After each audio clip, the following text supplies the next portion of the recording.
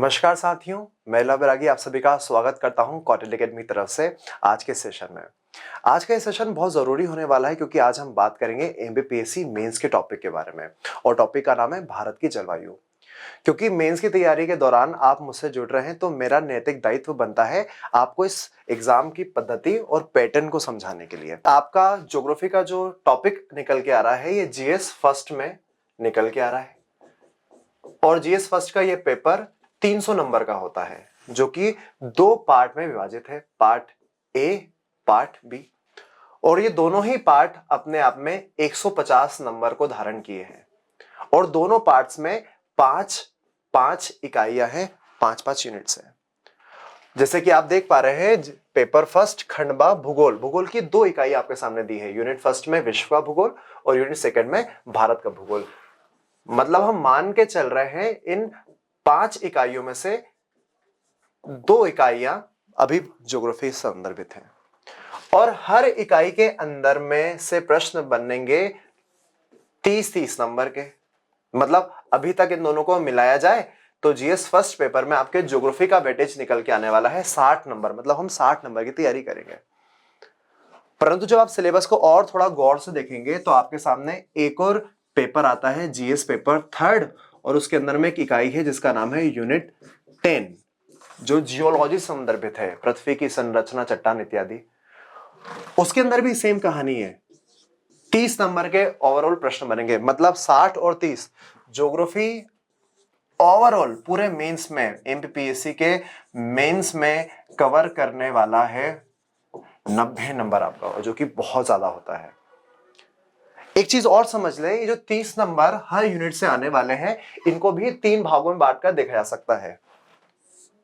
इनमें से 3 क्वेश्चन आएंगे जो 3 मार्कर्स हम इनको कहते हैं, लघु उत्तरीय प्रश्न। 10 शब्दों में लिखना है, डायरेक्ट फैक्चुअल बातें करना है, तथ्यात्मक जानकारी देना है, कोई बड़ा सेंटेंस नहीं बनाना। सेम कहानी 2 प्रश्न आएंगे जो 5 मार्कर्स के हैं। इसमें आपको 50 शब्द लिखना है, यह भी तथ्यात्मक होगा। इसमें आप सेंटेंस बना सकते हैं परंतु वो सेंटेंस बहुत ज्यादा बड़े ना हो, इसका ध्यान रखना है। और एक प्रश्न होगा 11 मार्कर्स का जिसको आप दीर्घ उत्तरीय प्रश्न के रूप में जानते हैं। तो इन सभी को मिलाया जाए तो हर यूनिट 30 नंबरों को कंटेन करेगी। अब ये 3 मार्कर, 5 मार्कर और दीर्घ उत्तरीय प्रश्न कैसे लिखे जाएंगे, किन विषय वस्तु से लिखे जाएंगे, ये मैं आपको क्लास में आज बताऊंगा। तो आज के सेशन का मुख्य उद्देश्य होगा यूनिट सेकंड के अंदर जो हमारे पास में टॉपिक आ रहा है जलवायु, जिसमें मानसून की उत्पत्ति, एल नीनो, ला नीनो और ऋतुओं के बारे में चर्चा करनी है। सभी अभ्यर्थियों को एक बात बताना चाहता हूं, मैंने एनालिसिस करा कि ये जो सिलेबस है ये बहुत ज्यादा विस्तारित करके नहीं दिया गया। इसमें अभी भी बहुत सारे हिडन पॉइंट्स ऐसे हैं जिससे प्रश्न बनते हैं और बनने की संभावना होती है। अब वो कौन कौन से हिडन पॉइंट्स होंगे, मैंने थोड़ा सा उसका अध्ययन करा, मूल्यांकन करा और वो सारे महत्वपूर्ण बिंदु यहां पर निकाल के रखे जो भारत की जलवायु से संबंधित है। एक बात याद रखिएगा, मेंस की तैयारी को लेकर हम आपस में जुड़े हुए हैं, तो मेरा कार्य होगा कि मैं जितने भी हिडन पॉइंट्स हैं उसको वस्तु स्थिति के हिसाब से आपको समझाऊंगा। 3 मार्कर में, 5 मार्कर में और 11 मार्कर में कौन कौन से प्रश्न बनने की संभावना है और उनको कैसे टेकल करना है ये मेरे द्वारा बताया जाएगा। परंतु आपकी जिम्मेदारी ये बनेगी कि उस पूरी प्रक्रिया को समझने के बाद आपको एक बार लेखन का अभ्यास करना पड़ेगा। जैसे कि अभी थोड़ी देर पहले बता भी रहा था, 3 मार्कर का जो क्वेश्चन है उसमें आपको कुछ भी बड़ा सेंटेंस नहीं लिखना है, आपको मेजरली उसमें तथ्यात्मक जानकारी देखना है। एग्जाम्पल के लिए क्या, अपन बात कर लेते हैं मानसून के बारे में ही, आगे पता चलेगा मानसून शब्द। मानसून क्या है, तो ये नहीं कि मानसून शब्द के कारण भारत में मानसून आता है, दक्षिण पश्चिम मानसून भी आ रहा है, उत्तर पूर्व नहीं। मानसून शब्द की उत्पत्ति अरबी भाषा के मौसम से हुई जिसका अर्थ होता है पवन की दिशा। खत्म खेल। इसमें 3 बिंदु आ गए और भारत की जलवायु उष्णकटिबंधीय मानसूनी। आपने वो जो 10 शब्द का क्राइटेरिया है वो भी बहुत ज्यादा पार नहीं करा, आपने 3-4 बिंदु उसमें ऐसे बता दिए जिसमें आपको सॉलिड नंबर मिलने की संभावना है। ठीक है, 5 मार्कर में थोड़ी संभावना होती है कि आप एक छोटा सेंटेंस बना दें। अगर मानसून को ही 5 मार्कर में पूछा जाए तो आप ये बता पाएंगे कि एक तरह की अर्धसाई पवन होती है जो ग्रीष्मकाल और शीतकाल में अपनी दिशा में परिवर्तन करती है। दक्षिण मानसून से अधिक मात्रा में वर्षा, उत्तर पूर्वी मानसून से तमिलनाडु के कोरोमंडल तट पर वर्षा। तो आज के सेशन का हमारा प्रथम बिंदु होगा जलवायु और मौसम में अंतर स्पष्ट करना।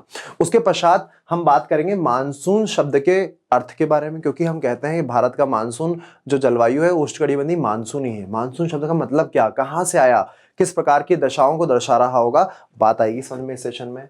भारत का मानसून किस प्रकार का है, दक्षिण पश्चिम मानसून, उत्तर पूर्वी मानसून कब आते हैं, किस प्रकार का प्रभाव डालेंगे, इस सेशन में कवर होगा।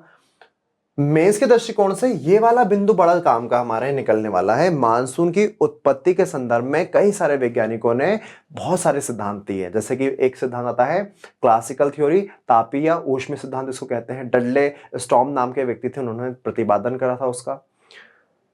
उसमें कुछ सीमाएं थी, उसमें कुछ कमियां थी, जिसको हमने कवर करा मॉडर्न कॉन्सेप्ट ITCZ सिद्धांत के हिसाब से। एक व्यक्ति थे फोन, प्रोफेसर फोन, उन्होंने इसको प्रतिपादित किया था।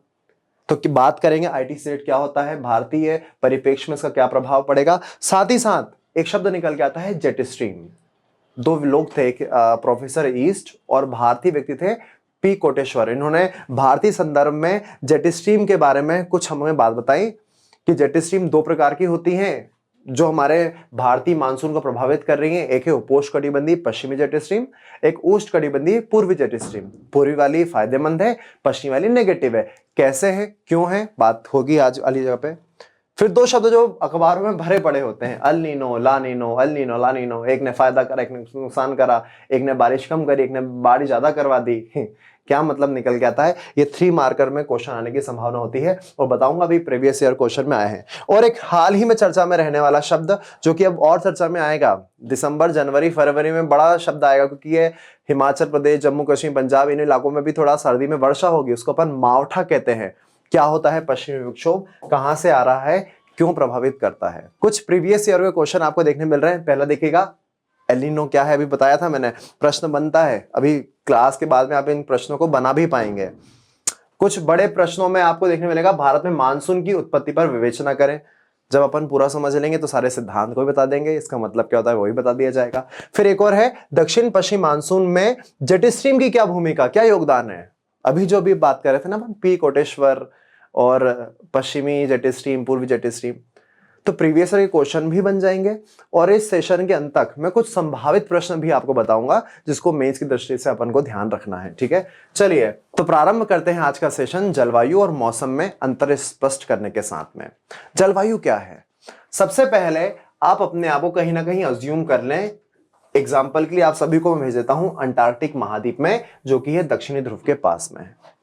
आप यहां पर रह रहे हैं और वायुमंडल में देखिए, वायुमंडल में कई सारे कारक होते हैं, जैसे कि तापमान होता है, वायुमंडलीय दाब होता है, पवन होती है, आर्द्रता होती है और वर्षा होती है। इन सभी में अगर मैं दो को टॉप मोस्ट पे रखूं, एक होता है तापमान और एक हो गया वर्षा। तापमान और वर्षा वायुमंडलीय कारकों में सबसे मेन है।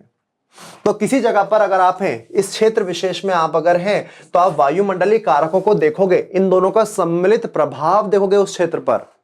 और अगर यह सम्मिलित प्रभाव लंबे समय तक आप पर देखा जा रहा है, आप महसूस कर रहे हैं, मतलब दीर्घकालिक प्रभाव आप देख रहे हैं, कितना, लगभग 30 वर्ष से अधिक भी हो सकता है, तो जो प्रभाव होगा वायुमंडलीय कारकों का, उसके लिए जलवायु शब्द, क्लाइमेट शब्द यूज किया गया है। ठीक है, विश्व के अलग अलग क्षेत्र अलग अलग क्लाइमेटिक जोन में आते हैं, जलवायु क्षेत्र में आते हैं।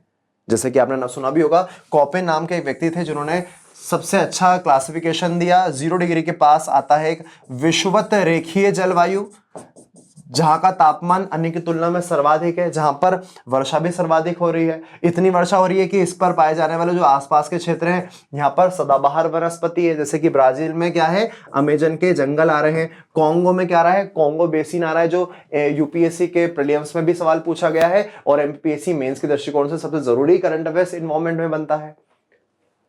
तो ये रहा विषुवत रेखीय जलवायु। साथ ही साथ भारत में देखोगे तुम, भारत क्या बोलते हो, भारत में उष्णकटिबंधीय मानसूनी जलवायु है।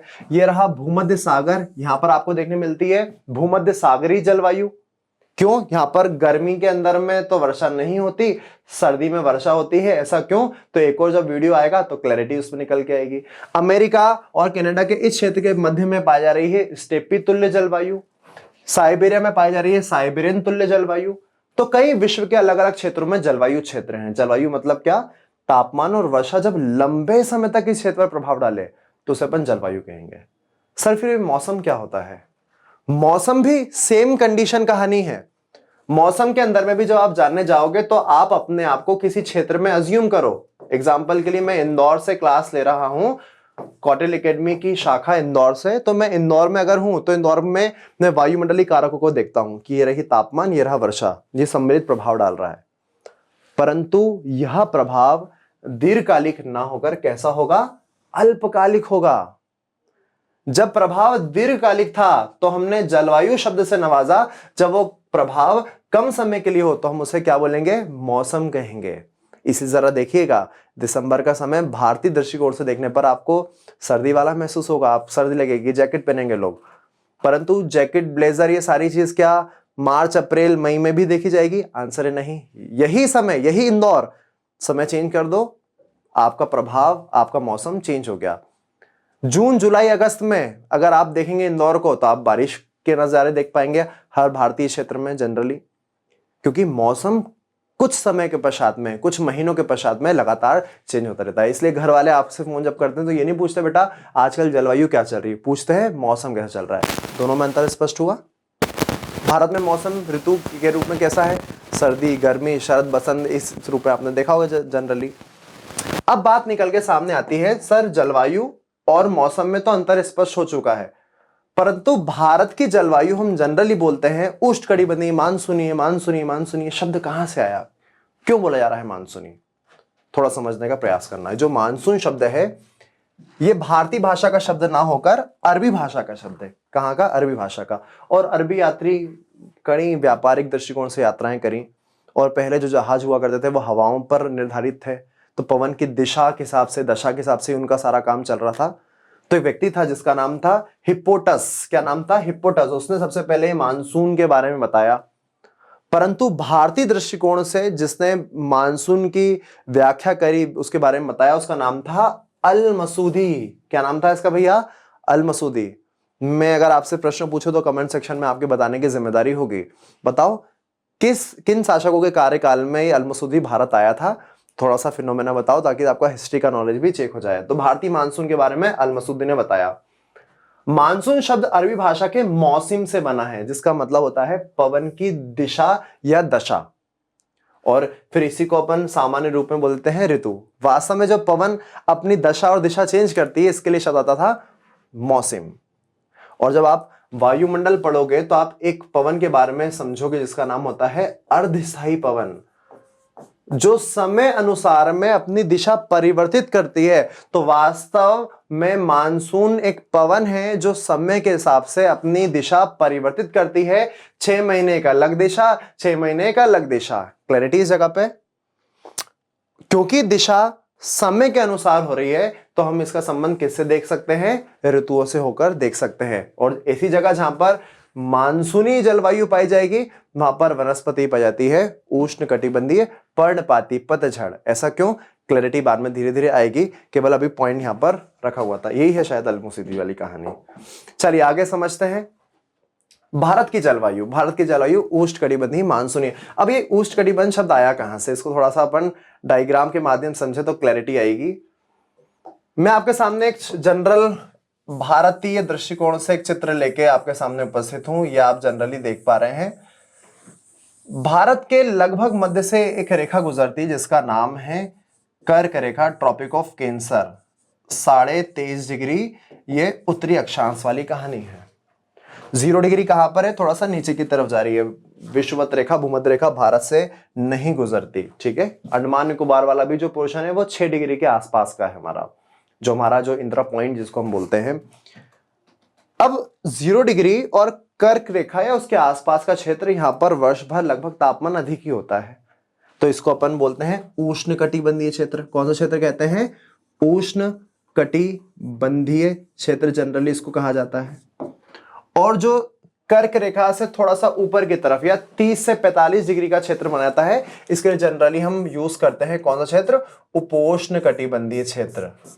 तो अगर थोड़ा सा स्पेसिफिकली बात की जाए तो भारत का अधिकांश क्षेत्र, कर्क रेखा मतलब आधा, थोड़ा सा और मान ली जाए 30 के आसपास का, अधिकांश क्षेत्र हमारा काय में आ रहा है? उष्ण कटिबंधीय जोन, ट्रॉपिकल जोन में आ रहा है। कुछ इलाका अपना देखने मिलता है उपोष्ण में, परंतु फिर भी सामूहिक रूप से, कलेक्टिव रूप से हम भारत को क्या नाम देते हैं?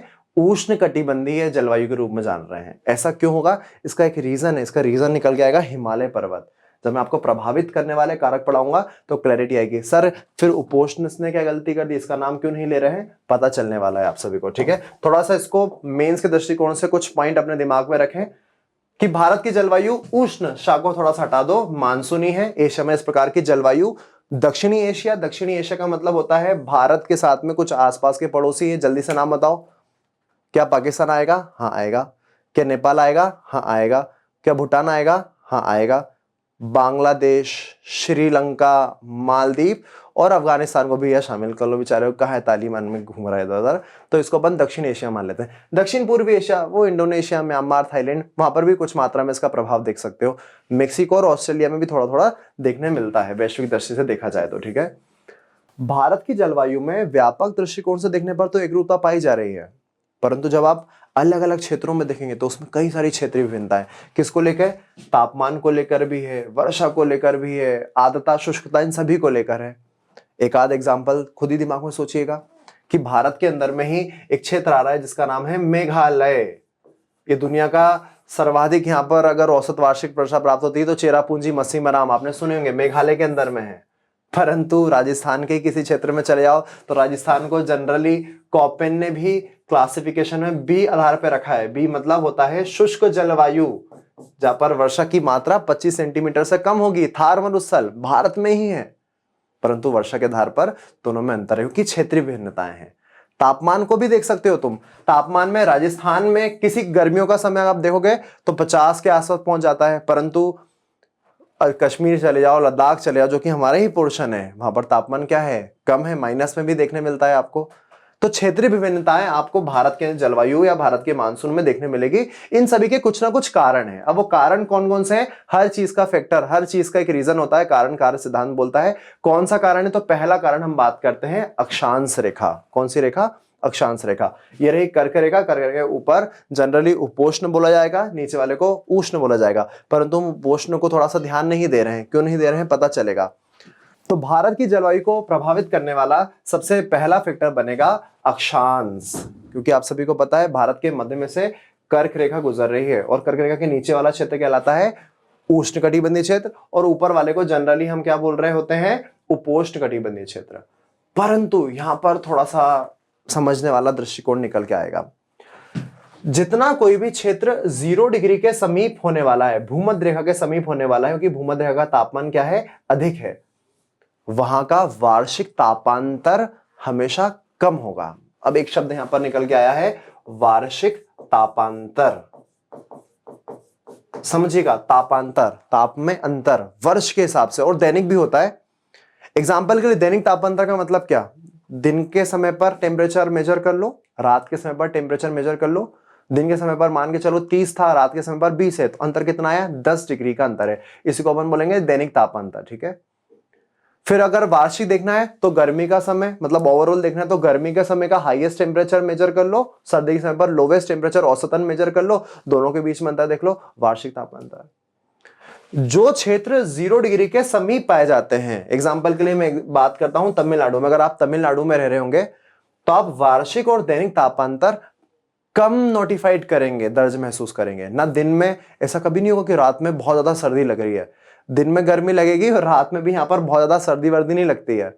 या तमिलनाडु में आप जाएंगे तो गर्मी में तो गर्मी लगेगी, शीत ऋतु भी बहुत ठंडी नहीं मानी जाएगी, क्योंकि दोनों के जगह पर तापांतर क्या है? कम है। जैसे जैसे आप 0 डिग्री से दूर जाते जाएंगे, एग्जाम्पल के लिए आप कहां पहुंच जाओ? दिल्ली में चले जाओ, नई दिल्ली में, तो गर्मी के समय पर आप अच्छा खासा तापमान देख पाएंगे वहां पर, और सर्दी के समय पर बहुत तेज सर्दी पड़ती है। क्यों? क्योंकि 0 डिग्री से दूर जाने पर वार्षिक तापांतर बढ़ जाता है। यहीं पर बात लिखी हुई है, ध्यान दीजिएगा। उष्णकटिबंधीय क्षेत्र में भूमध्य रेखा से अधिक निकट होने पर सारा वर्ष ऊंचे तापमान और कम दैनिक और वार्षिक तापांतर का अनुभव करते हैं, जबकि जैसे जैसे आप ऊपर की तरफ जाएंगे तो वार्षिक तापांतर या विषम जलवायु लगातार बढ़ती जाएगी। यह अक्षांशीय दृष्टिकोण है जो कि भारत की जलवायु को प्रभावित कर रहा है। भारत पूरा एक ही है, परंतु अलग अलग सेगमेंट में वहां पर प्रभावित करने वाले कारक और उनका प्रभाव अलग अलग आपको देखने मिल रहा है। सेकंड प्रभावित करने वाला कारक क्या होगा? तो आंसर हिमालय पर्वत, जिसके बारे में मैं बार बार बोल रहा था। यह रहा हिमालय पर्वत जो इन क्षेत्रों से आपको गुजरते हुए देखने मिल रहा है। दुनिया की सबसे ऊंची पर्वत श्रृंखलाओं में इसी का नाम निकल के आता है।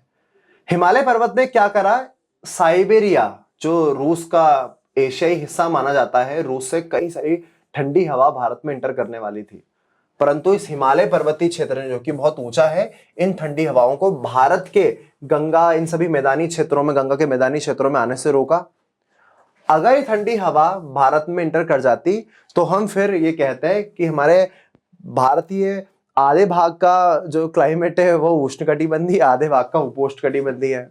परंतु शुक्र है हिमालय का, इसने हमारे यहाँ पर तापमान को बने रहने दिया। किसको रोककर? इन साइबेरिया से आने वाली ठंडी हवाओं को रोककर। ठीक है, इसलिए हिमालय प्रदेश को मेंस के दृष्टिकोण से बहुत ज्यादा फेमस जलवायु विभाजक की संख्या दी गई है। पॉइंट आपको लिखना पड़ेगा।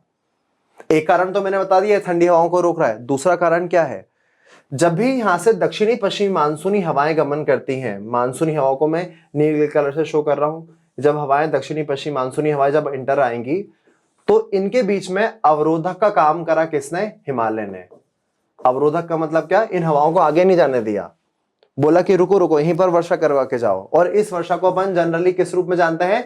पर्वतीय वर्षा के रूप में। जब पर्वत अवरोध बन जाएंगे और हवा पवन नाभिमुख ढाल से धीरे धीरे धीरे ऊपर लिफ्ट होगी, बादलों का निर्माण होगा, संघनन की प्रक्रिया से फिर वर्षण उत्पन्न होगा। तो वर्षण के लिए जिम्मेदार कौन रहा? आपका हिमालय पर्वत। तो ध्यान दीजिएगा भैया, हिमालय पर्वत ने जलवायु विभाजक का काम तो करा ही करा, परंतु मानसूनी पवनों को रोककर हमारे उपमहाद्वीप में वर्षा के लिए जिम्मेदार भी कौन है? हिमालय।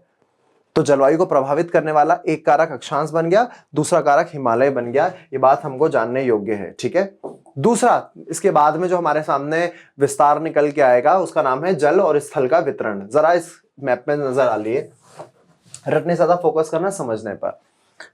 भारतीय क्षेत्र में इस उपमहाद्वीप में, उपमहाद्वीप शब्द समझते हो? अगर नहीं समझते तो एक समझ लो कहानी क्या है, बार बार आ रहा है उपमहाद्वीप। महाद्वीप पृथ्वी के ऊपर स्थल की सबसे बड़ी राशि को, अपन स्थल राशि को महाद्वीप की संज्ञा देंगे। महाद्वीप के अंदर ही अगर कोई क्षेत्र ऐसा है जो अपनी भौगोलिक अलग पहचान प्रस्तुत कर रहा है, उसको कहा जाएगा उपमहाद्वीप। भारत देश है, परंतु भारत आसपास के देशों के साथ मिलकर एक अलग पहचान बना रहा है। कैसी पहचान? समझना। यहां से हिमालय पर्वत देखने मिल गया, पाकिस्तान तरफ तुमने सुलेमान का नाम सुना होगा, यहां से आपके सामने हिंद महासागर नीचे आ गया, इधर बंगाली खाड़ी आ गई, इधर अरब सागर आ गया। तो भौगोलिक दृष्टिकोण से देखने पर यह जगह एशिया महाद्वीप में अलग ही निकल के सामने आएगी। तो इस पूरे क्षेत्र को अपन क्या बोलेंगे? भारतीय उपमहाद्वीप। भारतीय उपमहाद्वीप में इंडिया के अलावा पाकिस्तान, नेपाल, भूटान, बांग्लादेश, श्रीलंका, ये सभी देश आ रहे हैं। अफगानिस्तान नहीं आ रहा, चाइना नहीं आ रहा, म्यांमार नहीं आ रहा, इसलिए मैं पहले हटा दिया उनको कि उसको मत इंड्यूस कर लेना। ठीक है, तो भारतीय उपमहाद्वीप को जब आप देख रहे हो तो जरा देखिएगा ध्यान से, ये रहा स्थल भाग, ये रहा कौन सा वाला भाग? जलीय भाग। और जल और स्थल की उपस्थिति जलवायु को प्रभावित करने में सबसे प्रमुख है। क्यों? क्योंकि जब मैं अर्धस्थायी पवन पढ़ाता हूं वायुमंडल के अंदर में, तो एक शब्द निकल के आता है स्थल समीर और सागर समीर। ऐसी समीर जो सागर से स्थल की ओर चलती हैं उनको सागर समीर बोलते हैं, जो स्थल से सागर की ओर चलती है उनको क्या बोलते हैं? स्थल समीर। और ये दिन और रात के हिसाब से अपना जो दिशा है वो परिवर्तित करते जाती है। आइए एक छोटी सी बात समझते हैं कि जल और स्थल का होना किस रूप में प्रभावित करेगा। जल और स्थल दोनों अलग अलग कैटेगरी में तापीय विभेदन दर्शाते हैं। स्थल भाग जल्दी गर्म हो जाता है और जल्दी ठंडा भी होता है, जलीय भाग देर से गर्म देर से ठंडा होता है। गर्मी के समय पर हो सकता है स्थल भाग जल्दी गर्म हो गया, गर्म हो जल्दी जाएगा तो वायु ऊपर उठेगी, वायु ऊपर उठेगी तो वहां पर निम्न वायुदाब लो प्रेशर बन जाएगा। जल भाग में क्या रहेगा? High pressure. हाई प्रेशर से लो प्रेशर क्या चलती है? हवा चलती है, क्योंकि ये दोनों चीज वायुदाब प्रवणता को दर्शाते हैं। तो ऐसे हवा चलने लग गई तो तुम जनरली देख पाओगे इसी को दक्षिण पश्चिम मानसून के रूप में जाना जाता है। बहुत सारे लोगों ने बोला, तापी सिद्धांत या क्लासिकल थ्योरी यही बोल रही थी। तो जल और स्थल का वितरण प्रभावित करने वाला एक मेन फैक्टर निकल के सामने आता है। इसके अलावा कौन और प्रभावित करेगा? तो इन सभी से ज्यादा जरूरी एक शब्द और निकल के आता है, नाम है समुद्र से दूरी। जैसे जैसे आप समुद्र के पास होंगे, जितना आप समुद्र के पास में होंगे, मैंने अभी हाल थोड़ी देर पहले बोला, समुद्र ना तो बहुत जल्दी गर्म होता है ना जल्दी बहुत ठंडा होता है, इसके अंदर में एक संतुलन पाया जाता है। इसलिए बोलते हैं पर्सनालिटी समुद्र जैसी बनाओ। और अभी एक प्रश्न आया है एमपीएससी पीएससी के प्रीलिम्स में कि सबसे स्थायी पारितंत्र कौन सा है, तो आपने उसमें भी आंसर लगाया होगा समुद्री पारितंत्र। क्यों? क्योंकि वो सारे दृष्टिकोण से बहुत ज्यादा उसमें अप्स एंड डाउन्स नहीं आते। अगर आप समुद्र के पास हैं, एग्जाम्पल के लिए अगर आप मुंबई वाले क्षेत्र पे रह रहे हैं तो गर्मी के समय पर आप बहुत ज़्यादा गर्मी महसूस नहीं करेंगे, सर्दी के समय पर बहुत ज़्यादा सर्दी महसूस नहीं करेंगे। क्यों? क्योंकि यहाँ पर समुद्र का ज़्यादा मात्रा में प्रभाव है। हाँ, उमस थोड़ी महसूस होगी, परंतु जैसे जैसे आप समुद्र से अंदर की तरफ चले, आप एक काम करो, वापस पहुंच जाओ नई दिल्ली में। देखो पता नहीं क्यों केजरीवाल जी की याद क्यों आ रही है, नई दिल्ली पहुंच जाओ। खैर उनका नहीं है, तो देश की राजधानी है। नई दिल्ली में अपन पहुंच गए। दिल्ली में पहुंचने पर आप महसूस करेंगे समुद्र से बहुत दूरी पर है, तो सर्दी में आपको कड़ाके की ठंड लग रही है और गर्मी में पसीना पसीना भी हो रहा है। जितना दूर जाओगे, इस प्रभाव को बोलते हैं समुद्र के पास वाले को समकारी जलवायु का प्रभाव। आंतरिक क्षेत्रों में जाने पर समकारी जलवायु प्रभाव कम होता है, विषम जलवायु बढ़ती जाती है। ये बात आपके जानने योग्य है, ठीक है। इसके बाद चर्चा करें कि कौन सा और फैक्टर हमें प्रभावित करेगा, तो नाम है समुद्र तल से ऊंचाई या उच्चावच के रूप में, दोनों के रूप में जानिएगा। भारत में दो क्षेत्र के नाम मैंने यहाँ पर दर्ज की है। एक का नाम है आगरा, ताजमहल, दार्जिलिंग चाय, दोनों चीज के लिए फेमस है, जीआई टैग मिला है दार्जिलिंग। वेस्ट बंगाल और उत्तर प्रदेश दोनों लगभग एक ही अक्षांश पर पाए जा रहे हैं, परंतु इसके तापमान और इसके तापमान में जमीन आसमान का अंतर है। मतलब जमीन आसमान तो नहीं बोलना चाहिए, परंतु काफी अंतर आपको देखने मिल रहा है। ऐसा क्यों? क्योंकि आगरा जो है वो मैदानी क्षेत्र में अवस्थित है और दार्जिलिंग क्या बोलते हैं, दार्जिलिंग पहाड़ी के रूप में स्थित है। और जैसे जैसे आप समुद्र तल से ऊंचाई पर जाते हो तो तापमान में क्या देखने मिलती है, तुमको लगातार मात्रा में कमी देखने मिलती है। तो जलवायु मतलब तापमान, इन सभी को प्रभावित करने वाला एक फैक्टर क्या हो गया, उच्चावच भी तो आ गया। समुद्र से ऊंचाई, समुद्र तल से ऊंचाई। एक काम करता हूं, इसके माध्यम से समझा देता हूं मैं आपको। जैसे जैसे आप समुद्र से ऊंचाई पर जाते हैं, गैसों की जो सांद्रता है वो कम होती है। गैसों की सांद्रता कम होती है तो लगातार मात्रा में आप तापमान को महसूस कम कर पाते हैं, कम टेम्परेचर वहां पर होता है। इसी कारण जो ऊंचे पर्वतीय शिखर होंगे, तापमान की कमी से वहां पर बर्फ या हिमनद ग्लेशियर पाए जाते हैं। जैसे कि हिमालय में जरा देखिएगा तो Gangotri glacier, Satopanth glacier, Yamunotri glacier, जहां से कई सारी नदियों का भी उद्गम हो रहा है। क्लैरिटी है? तो उच्चावच कई सारी चीजों को प्रभावित कर रहा है। उच्चावच ने एक और चीज को प्रभावित करा, पवनों की गति और दिशा को। अगर बीच में कोई पर्वत अगर अवरोध आ गया, तो मैंने फिर बोला था कि ये पर्वतीय अवरोध वर्षा को भी प्रभावित करेगा। एग्जाम्पल के लिए इस डायग्राम के माध्यम से समझ लो, क्लैरिटी वाइज आ जाएगा दिमाग में। ये बीच में पश्चिमी घाट मान लेते हैं। काम करो, अपन पहुंच गए हैं दक्षिण में। दक्षिण में आप सभी को पता है महाराष्ट्र से लेकर केरल, तमिलनाडु तक के आपको वेस्टर्न घाट, पश्चिमी घाट पाया जा रहा है। ये एक सतत भ्रंश पर्वतों की श्रृंखला है जिसको अपन पश्चिमी घाट कहते हैं। यहां से आ रहा है आपका क्या, दक्षिणी पश्चिमी मानसून। और जैसे ये मानसूनी आर्द्र हवाएं जिसके अंदर में नमी पाई जा रही है, ये जैसे ही इन पर्वतों से टकराएगी तो क्या होगा, ये हवाएं जो गर्म और आर्द्र हवाएं धीरे धीरे ऊपर की तरफ उठेंगी। जैसे ये ऊपर की तरफ उठेंगी, इनका तापमान क्या होगा, कम होगा। और अगर आपने क्लाइमेटोलॉजी अच्छे से पढ़ा होगा तो आपको पता चलेगा तापमान कम होने से आर्द्रता सामर्थ्य कम होती है। क्या कम होती है, आर्द्रता सामर्थ्य। मैं थोड़ा सा डेप्थ में इसलिए जा रहा हूं कि मेंस की क्लास है, अदरवाइज प्रीलिम्स में इतना गहन नहीं बात करते अपन। तापमान कम होने से आर्द्रता सामर्थ्य कम हुई। आर्द्रता सामर्थ्य कम होने से एक ह्यूमिडिटी है जिसको अपन बोलते हैं सापेक्षिक आर्द्रता, रिलेटिव ह्यूमिडिटी बढ़ जाती है।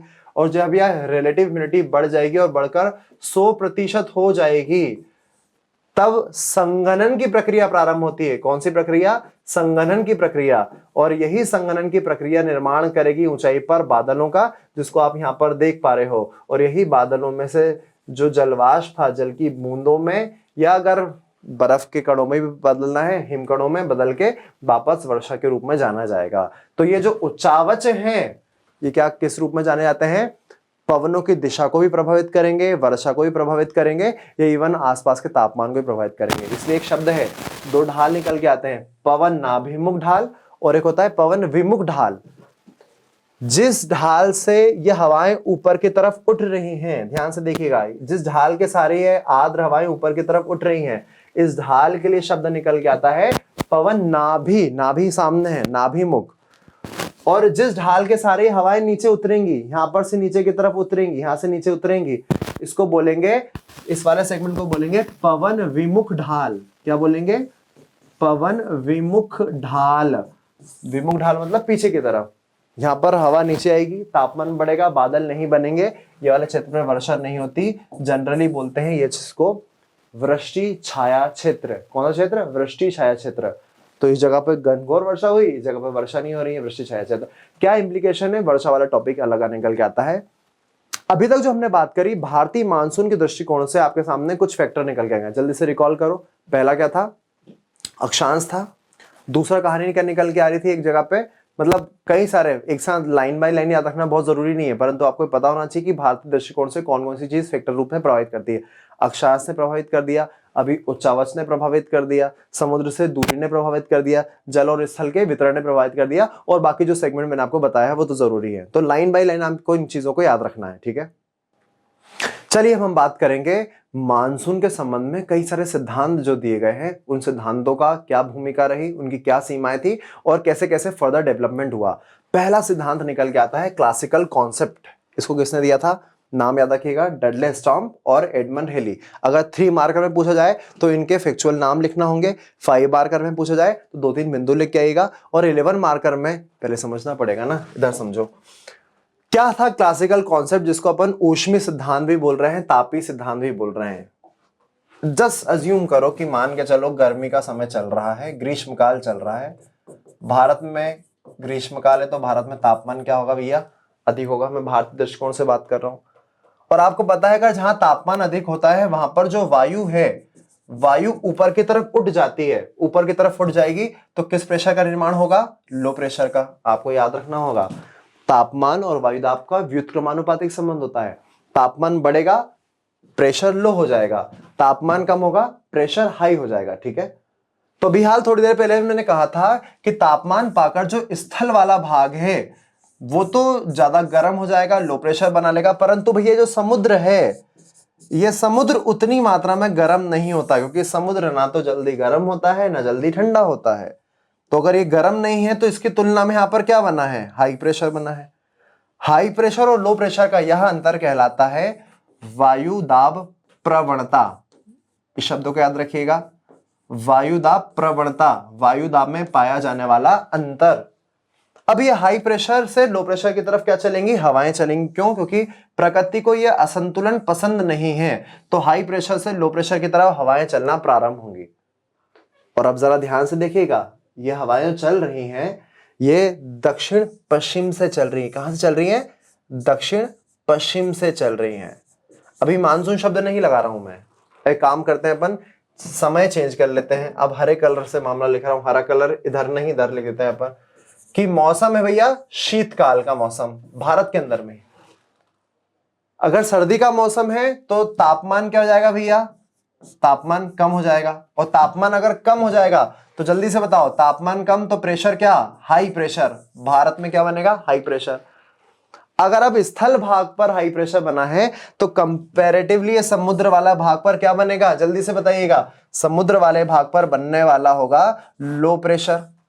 अब हाई प्रेशर बना है स्थल भाग पर, लो प्रेशर बना है समुद्र पर, वायुदाब प्रवणता तो यहां पर भी आ गई। प्रकृति का असंतुलन पसंद नहीं है, हाई प्रेशर से लो प्रेशर की तरफ, हाई प्रेशर से लो प्रेशर की तरफ, हाई प्रेशर से लो, ऐसे हाई प्रेशर से लो प्रेशर की तरफ हवाएं चलेंगी। इनकी दिशा जरा देखो, इनकी दिशा क्या होगी, उत्तर पूर्वी दिशा होगी। क्योंकि ये जो हवाएं हैं, ये जो वायुदाब प्रवणता से क्या उत्पन्न होती है, पवन है। पवने जो समय के अनुसार गर्मी में इधर से चल रही हैं, सर्दी में इधर चल रही हैं, जो समय के अनुसार में अपनी दिशा परिवर्तित करती है, इनके पीछे तुमने क्या लगा देते हो, मानसूनी हवा। तो इसको क्या बोलेंगे, दक्षिण पश्चिम मानसून, और इसको क्या बोलेंगे, उत्तर पूर्वी मानसून। और लंबे समय से ये कॉन्सेप्ट चला रहा था, ठीक है। इसको अपन स्थल समीर और सागर समीर का बड़ा भाई बोल सकते हैं। अर्धस्थायी पवनों में मानसूनी पवनें ऐसे ही पढ़ाई जाती हैं, परंतु इसमें कोई सही दिक्कत थी, इसलिए इसको ज्यादा सराहा नहीं गया, बाद में इसको चेंज करना पड़ा। क्या दिक्कत है, थोड़ा मेंस के हिसाब समझो। भारत में जो गर्मी का मौसम है वो स्टार्ट हो जाता है 21 मार्च के बाद से ही। क्यों कि 21 मार्च वही दिन है जब सूर्य किस पर चमक रहा होता है, 0 डिग्री पर। मार्च के बाद अप्रैल, मई और जून, 21 जून तक सूर्य बढ़ता है, अग्रसरित होता है उत्तर की जगह पे, उत्तरी गोलार्ध में, जिसको अपन सूर्य का उत्तरायण कहते हैं, कर्क की ओर। ये वही समय जब धीरे धीरे अपने भारतीय दृष्टिकोण से उत्तरी गोलार्ध में गर्मी बढ़ रही होती है, ठीक है। तो सर ये जो लो प्रेशर वाला आप बोल रहे हो, तो अप्रैल में भी और मई में भी अच्छी खासी गर्मी पड़ती है भारत में, तो अप्रैल और मई में भी तो लो प्रेशर बनता है।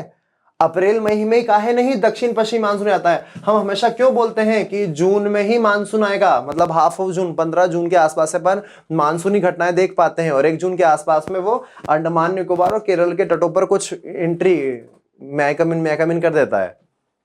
तो अप्रैल और मई में आप मानसूनी हवा नहीं बता रहे हो।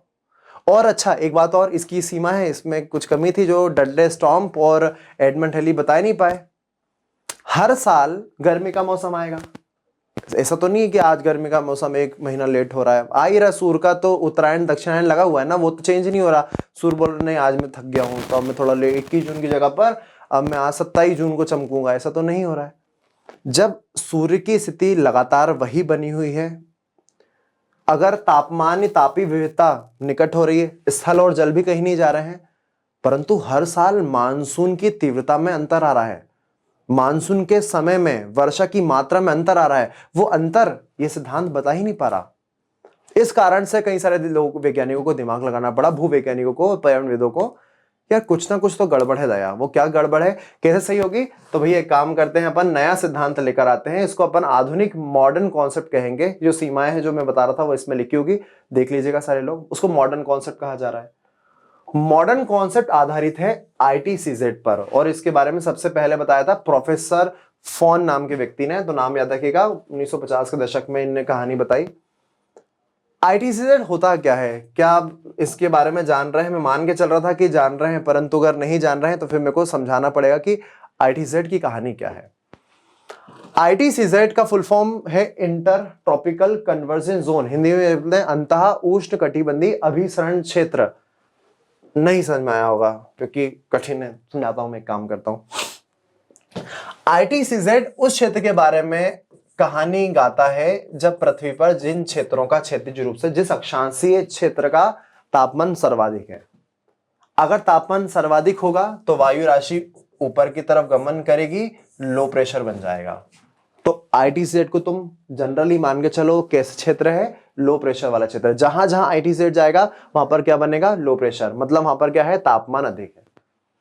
जनरली बहुत समय तक ये माना गया कि आईटीसीजेड विषुवत रेखा, इक्वेटोरियल मतलब विषुवत रेखा पर आसीन होता है। बहुत सारे लोगों ने कहा कि हमें विषुवत रेखा पर ही तो होगा, परंतु सोच के बताओ, क्या सूर्य हमेशा 0 डिग्री पर ही चमकता है क्या?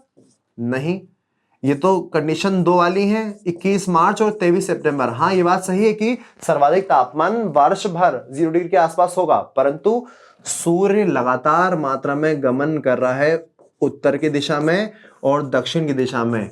21 जून को वो कर्क रेखा के पास में जाने का प्रयास करता है और 22 दिसंबर को वो मकर रेखा के पास जाने का प्रयास करता है, चली जाता है।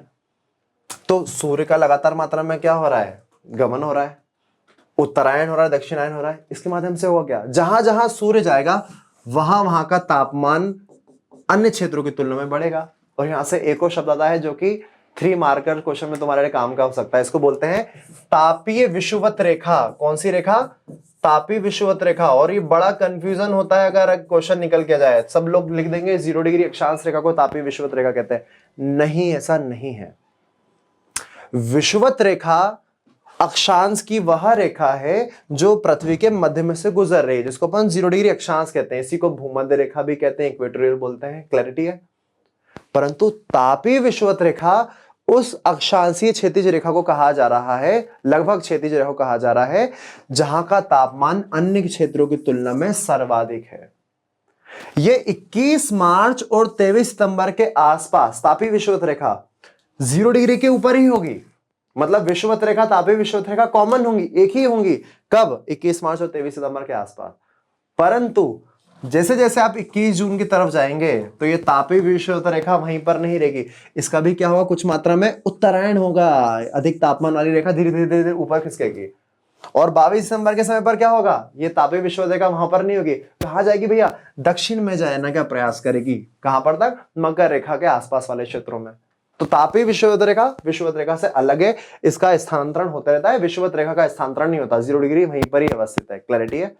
तो तापीय विषुवत रेखा को, आईटीसीजेड को ऐसा क्षेत्र मानो जहां का तापमान अधिक है, जहां पर क्या रहता है, लो प्रेशर। अच्छा, शब्द का मतलब समझ लो, अंतः उष्ण कटिबंधीय, उष्ण कटिबंधीय के आसपास वाले क्षेत्रों में। जहां पर क्या हो रहा है, अभिसरण हो रहा है। अभिसरण क्यों हो रहा है? क्योंकि जहां जहां पर लो प्रेशर बना होता है वहां पर हवाएं आती हैं हाई प्रेशर से। पवनों वाला टॉपिक आप पढ़ के ही आए हो, मैं मान के चल रहा हूं। तो उत्तरी गोलार्ध से 30 डिग्री नॉर्थ के आसपास है, 30 डिग्री साउथ के आसपास है, हवाएं आ रही हैं, जिनको हमने किसकी संज्ञा दी है? व्यापारिक पवन। 30 डिग्री नॉर्थ से व्यापारिक पवन, यहां से 30 डिग्री साउथ से भी व्यापारिक पवन। और ये दोनों गोलार्धों की व्यापारिक पवन आकर आपस में टकराती है, इसलिए शब्द है अभिसरण। अभिसरण का मतलब क्या होता है? टकराना। व्यापारिक पवन आकर 0 डिग्री के आसपास या लो प्रेशर के बाद टकरा रही है। जिस जगह टकरा रही है उसको बोलेंगे ITCZ, inter tropical convergence zone. यह 0 डिग्री पर होता है 21 मार्च से 20 सितंबर के आसपास, परंतु समय अनुसार में ये उत्तर और दक्षिण में होता रहता है। किसके हिसाब से? सूर्य की आभासी स्थिति के हिसाब से। ये लिखा है सूर्य की आभासी की स्थिति के हिसाब से। क्लैरिटी इस जगह पे। अब इस ही बिंदु को आधार बना के हमारे पास में सिद्धांत निकल के आया, जिसको अपन ITCZ सिद्धांत बोलते हैं। और उनके हिसाब से भैया ये वायुदाब पेटी स्थानांतरित होंगी, और स्थानांतरित होंगी तो किस प्रकार से ये परिवर्तन निकल के सामने आएगा, जरा अपन देखते हैं। बहुत ध्यान से समझिएगा। ये दो कंडीशन मैंने आपके सामने इस डायग्राम के माध्यम से बनाई है, चित्र में दर्शाया जा रहा है। एक ITCZ को मिला के जो पूर्णतः क्षैतिज नहीं होता, अक्षांशों के हिसाब से समांतर के नहीं मानना चाहिए, हाँ आसपास रूप में देखने मिलता है, ये कंडीशन है। और एक ही ITCZ है। ये ऐसा अलग अलग क्यों? क्योंकि अलग अलग जगह पर वायुदाब में कुछ अंतर पाया जाता है। ये लिखा हुआ है नॉर्थ हेमिस्फीयर का समर, इसका मतलब है ये उस समय के ITCZ है जब भारत के संदर्भ में ग्रीष्म ऋतु हो रही है। ये ITCZ का वह संदर्भ में जब साउदर्न हेमिस्फीयर में तो समर है, क्योंकि हमारे यहाँ पर जब गर्मी होती है साउथ में या ऑस्ट्रेलिया में मानो सर्दी हो रही है, जब हमारे यहाँ पर गर्मी हो रही है वहां पर सर्दी हो रही है, जब वहां पर गर्मी होगी हमारे यहाँ पर क्या होगी? शीत ऋतु होगी। तो ये हमारे हिसाब से कौन सी ऋतु में आएगा? शीत ऋतु में। क्लैरिटी है। तो भारतीय दृष्टिकोण से जब गर्मी होगी तो ITCZ देखो यहां पर गुजर रहा है, ये वाली जगह पे गुजर रहा है, क्योंकि 21 मार्च को ये लगभग होता है 0 डिग्री पर।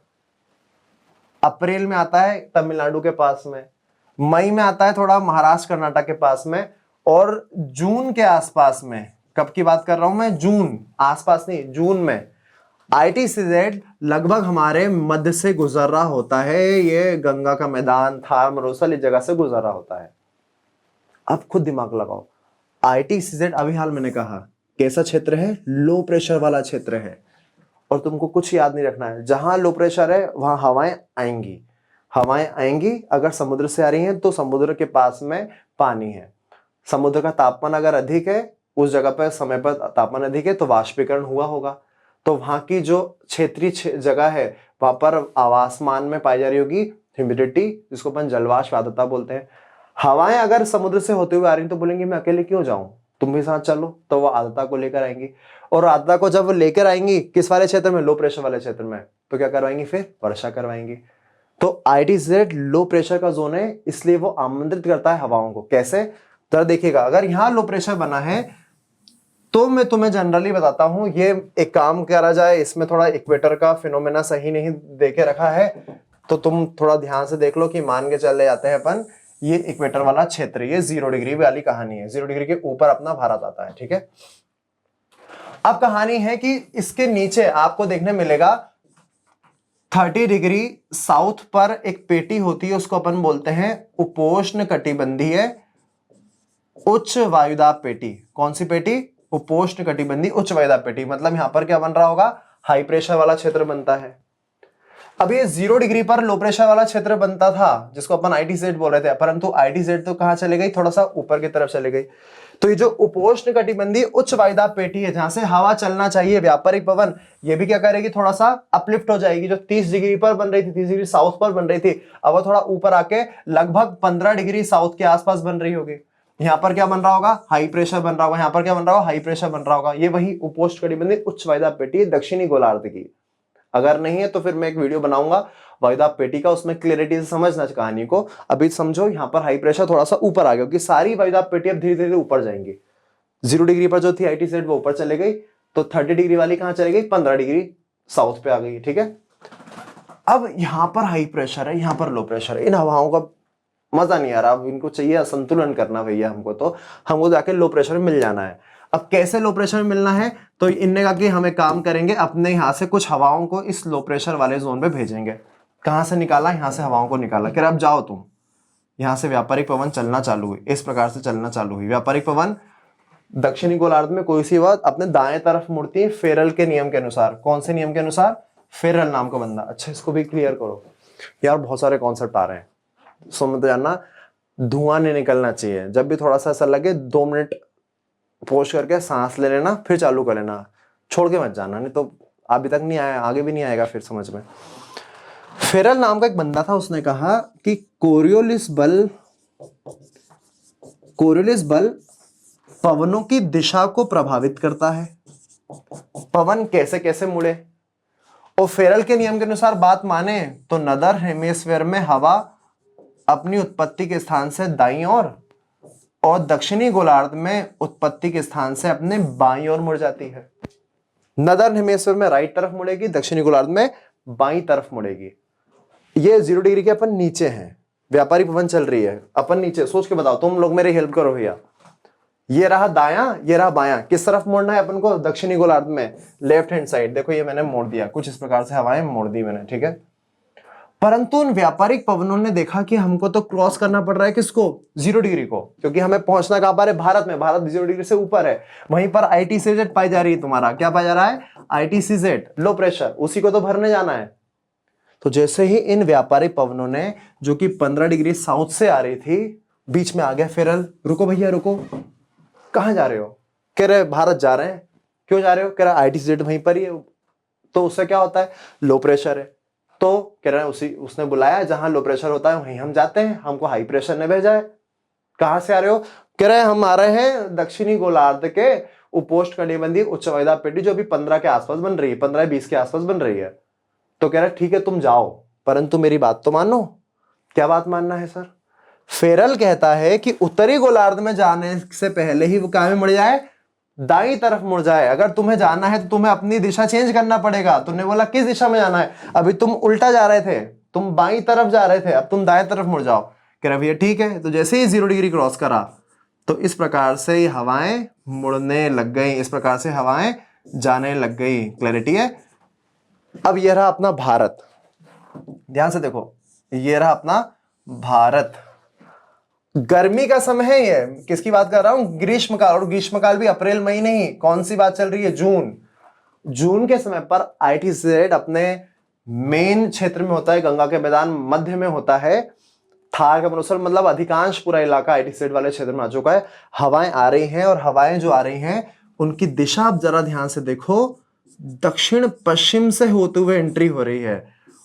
और इसी मानसूनी, इन्हीं हवाओं को अपन क्या बोल देंगे फिर? अब दक्षिण पश्चिम मानसून। अब इसमें जो दिक्कत थी ना पुराने वाले सिद्धांत में, कि जून में ही क्यों आ रहा है सर, अप्रैल मई में क्यों नहीं आया, उसका रीजन बता दिया। ITCZ का जो मेन फिनोमेना है वो जून के आसपास ही बनता है। सर समुद्र तो वहां पर भी था, तो वहां से हवाएं क्यों नहीं आ रही थी? पिछली बार क्वेश्चन आ रहा होगा। इसलिए क्योंकि इनकी दिशा चेंज हो जाती है फेरल के नियम के अनुसार। ऐसे ही रहेगा क्या? नहीं। सर्दी के समय पर कहानी चेंज हो जाएगी। इतनी कहानी समझ में आ गई? सब गायब। अब आते हैं अपन दूसरे कॉन्सेप्ट पे, फिर कहानी समझेंगे और आगे। सर्दी के समय पर कहानी क्या है? शीत ऋतु में ITCZ कहां बन रहा है? नीचे बन रहा है। अगर ITCZ नीचे बन रहा है मतलब लो प्रेशर अब यहां पर है, और जो 30 डिग्री पर लगभग यहां पर जो वायुदाब, उच्च वायुदाब बनने वाला था, वो भी दक्षिण में आ गया होगा। दक्षिण में आ गया होगा मतलब क्या है? उच्च वायुदाब वाली जो पेटी थी, उपोष्ण कटिबंधीय उच्च वायुदाब वाली पेटी, उपोष्ण कटिबंधीय उच्च वायुदाब वाली पेटी अब भारत पर होगी। और अगर भारत पर उच्च वायुदाब वाली पेटी होगी, तो अब यहां भारतीय क्षेत्रों से हवाएं चलना चालू होंगी कुछ इस प्रकार से। किसकी तरफ? इस लो प्रेशर की तरफ, क्योंकि ITCZ अब नीचे आ चुका है। ठीक है, सर्दी में कब की बात चल रही है? शीतकाल की बात चल रही है। तो अब जरा देखिए हवाओं को, ये हवाएं किस दिशा से किस दिशा से चल रही हैं? उत्तर पूर्व से चल रही है, और समय अनुसार चेंज हो रही है, इसलिए उसको क्या बोलेंगे? उत्तर पूर्वी मानसून। जब ये आएंगे, उत्तर पूर्वी मानसून आएगा, तो ये रहा भारत वाला इलाका। तो इसकी कुछ शाखा बंगाली खाड़ी से पानी उठाएगी, और तमिलनाडु वाला क्षेत्र है, तमिलनाडु में एक क्षेत्र है कोरोमंडल, तट इसको बोलते हैं। आंध्र प्रदेश में भी हल्का सा विस्तार है। कोरोमंडल तट पर कुछ मात्रा में आप वर्षा देख पाओगे। कुछ मतलब अन्य की तुलना में तो यहीं पर ज्यादा होती है वर्षा देख पाओगे, जो कि रबी की फसल के लिए जरूरी है। और एक नदी भी है जहां पर क्या नाम है, कावेरी, कावेरी नदी को पानी दे देती है, तो फायदा होता है भैया तमिलनाडु में। तो मेजर जो वर्षा भारत में हुई 80%, वो पहले वाले फिनोमेना से हुई। दक्षिण पश्चिम मानसून ने पूरे भारत में वर्षा करी थी, उत्तर पूर्वी मानसून ने इन क्षेत्रों में कुछ क्षेत्रों में वर्षा करी। ठीक है, तो अभी तक हम लोगों ने कई सारे सिद्धांतों के बारे में जाना, जिसमें तापी सिद्धांत और ITCZ प्रमुख रूप से महत्वपूर्ण दिखाई दे रहे थे। मैं कुछ संभावित प्रश्न आपके सामने लेकर आया हूं जो कि सेशन संबंधित होंगे। आप प्लीज इनको घर पर अटेम्प्ट करने का प्रयास करना, ताकि आपकी लेखन शैली में भी उत्तरोत्तर वृद्धि निकल के सामने आए। 3 मार्कर्स में किस प्रकार के प्रश्न बन सकते हैं या बनते हैं, तो आप जनरली देखेंगे ITCZ पूछ लिया। करना क्या होगा, 3 लाइन आपके पास जनरली होती हैं, जैसे कि अभी पिछले वाले में मैंने बताई थी। Inter tropical convergence zone, Hindi में इंग्लिश में जल्दी से उसका फुल फॉर्म लिख दीजिएगा। बता देना है एक लो प्रेशर का क्षेत्र होता है जो सूर्य के आभासी के कारण पे उत्तर हो जाएगा। पूरा सेंटेंस लिखने की आवश्यकता नहीं है, आपको 3 महत्वपूर्ण बिंदु वाली लाइन आपको लिख कर आनी है, जिससे आपको सॉलिड नंबर मिल पाए। ठीक है, फुल फॉर्म लिख दिया, लो प्रेशर का क्षेत्र होता है और भारत के मानसून में प्रभाव करता है। क्लैरिटी है, ग्रीष्मकाल में भारत पर अवस्थित होता है। दूसरा वाला मामला है मानसून क्या है। मानसून शब्द की उत्पत्ति मौसम से हुई। मौसम का मतलब पवन की दिशा या क्या कहते हैं ऋतु की कहानी होती है। और राम उस बंदे का डालना है जिसका फोटो मैंने लगाया था, अलमसूदी, लिख सकते हो। ठीक है, अगर जगह है तो 3, मैं फिर बोल रहा हूँ 3 मार्कर में 3 महत्वपूर्ण बिंदु लिखना है। मतलब सेंटेंस लिखने नहीं बैठना है, पता चल रहा है एक ही सेंटेंस 3 लाइन में चलेगा। 3 फैक्चुअल बातें, भले वो थोड़ा सा सेंटेंस बना के लिख सकते हो, ताकि 3 नंबर सॉलिड मिल जाए तुम लोग को। ठीक है, फिर अपन बात करते हैं मेजरली 11 मार्कर में, क्योंकि इसमें थोड़ा सा आपको दिमाग लगाना पड़ेगा, समझना पड़ेगा। जो दीर्घ उत्तरीय प्रश्न है, भारतीय जलवायु को प्रभावित करने वाले कौन कौन से कारक हो सकते हैं। सबसे पहले एक काम करता हूं, इसको हटाने के बाद में पहला वाली ही चर्चा कर लेते हैं। भारतीय जलवायु को प्रभावित करने वाले, तो पहले आपने इंट्रोडक्शन में जलवायु को डिस्कस कर दिया। भारत की जलवायु उष्णकटिबंधीय मानसूनी है, भाई इतना सा लिख दिया। या जलवायु का मतलब, मौसम का मतलब, इंट्रोडक्शन, शॉर्ट इंट्रोडक्शन, बहुत लंबा लेंदी नहीं करना है अपने को। प्रभावित करने वाले कारक मेन बॉडी को पूछा जा रहा है, कौन कौन से। अक्षांश के बारे में बताओ, उच्चावच के बारे में बताओ, समुद्र से दूरी बताओ, स्थल और जलीय क्षेत्र का वितरण बता दो, कहानी क्या बता दो, हिमालय पर्वतीय क्षेत्र बता दो। ये आपने 5 या 6 फैक्टर जो मैंने आपको पढ़ाया, अगर आपने लिख दिया, और लास्ट में छोटा सा निष्कर्ष डाल देना। निष्कर्ष बहुत छोटा हो परंतु थोड़ा सा यूनिक हो। कैसे, थोड़ा सा ग्लोबल वार्मिंग या पर्यावरणीय मुद्दों से कनेक्ट करके कि जलवायु परिवर्तन हो रहा है, ऐसा बता सकते हो। अलिनो लानिनो जो अभी हम पढ़ने वाले हैं उसको भी शायद आप निष्कर्ष में डाल सकते हो। थोड़ा सा इंटरेस्टिंग लगे, सामने वाला आपको नंबर देने में घबराए ना यार, देखे कि हाँ ठीक है यार इसने अच्छा ही लिखा है, एक आध चीज एक्स्ट्रा ही लिख के आया है। ठीक है, शब्द सीमा का ध्यान रखना है। एक और अगर प्रश्न मैं इससे संबंधित बना दूं, जो कि अपने रजिस्ट्रेशन से तुम बना पाओगे या अटेम्प्ट कर सकते हो, वो ये है भारतीय मानसून से संबंधित, भारतीय मानसून से संबंधित सिद्धांतों की विवेचना करें, विवेचना करें। अब भारतीय मानसून, फिर से भारतीय मानसून की थोड़ी सी तुमको इंट्रोडक्शन में वो देना पड़ेगा। अगर दोनों क्वेश्चन आए, वैसे तो दोनों क्वेश्चन सेम ही कैटेगरी के तो नहीं आएंगे, तो इंट्रोडक्शन दोनों में सेम कर सकते हो। अगर अलग करना है तो अलग भी कर सकते हो। भारतीय मानसून मतलब क्योंकि उष्णकटिबंधीय क्षेत्र निकल के आ रहा है, जहाँ पर अर्धस्थायी पवनों का प्रभाव हो रहा है, दिशा के हिसाब से लगातार मात्रा में परिस्थितियाँ चेंज होती हैं, ताप और ताप, दाब, वर्षा इत्यादि की। तो मानसून का संदर्भ लिख दिया आपने इंट्रोडक्शन में। फिर संबंधित सिद्धांतों में मेन आ गया तापीय सिद्धांत, उसके व्यक्ति का नाम लिखिए और उसका फिनोमेना शॉर्ट में करके लिख दीजिएगा। उसकी सीमा बता दो, एक आध सीमा है, सीमा मतलब कमियां तापीय सिद्धांत की। और फिर पैराग्राफ चेंज करके, पॉइंट चेंज कर ITCZ सिद्धांत किसने दिया और क्या होता है, एक डायग्राम बनाना जरूरी है, छोटा सा डायग्राम जो ITCZ को दर्शा रहा होगा। क्लैरिटी है। हाँ, आगे आने वाला है जेट स्ट्रीम सिद्धांत, उसको भी आप इसमें कंबाइन कर सकते हैं अपन नेक्स्ट सेशन में। इसलिए मैं बता भी दे रहा हूँ कि नेक्स्ट सेशन जो हमारा होने वाला है वो जेट स्ट्रीम के बारे में होगा। जेट स्ट्रीम का संबंध जो भारतीय मानसून पर होता है, इनके बीच में क्या रिलेशन है हम बात जानेंगे। वेस्टर्न डिस्टर्बेंस, पश्चिमी विक्षोभ क्या होता है, वो चक्रवाती दशाएं कैसे उत्पन्न होती है, भारत को कब प्रभावित करती है, किस रूप में, बात करेंगे।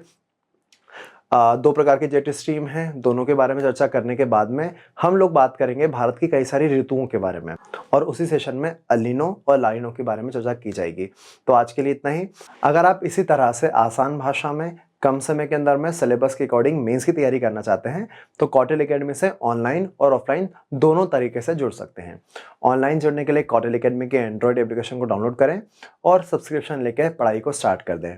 ऑफलाइन जुड़ने के लिए नीचे दिए गए डिस्क्रिप्शन में जो नंबर है उससे बात कर सकते हैं, कौटिल्य एकेडमी की वेबसाइट, या डायरेक्ट आकर ब्रांच को विजिट कर सकते हैं। सारी जानकारी आपको मिल जाएगी।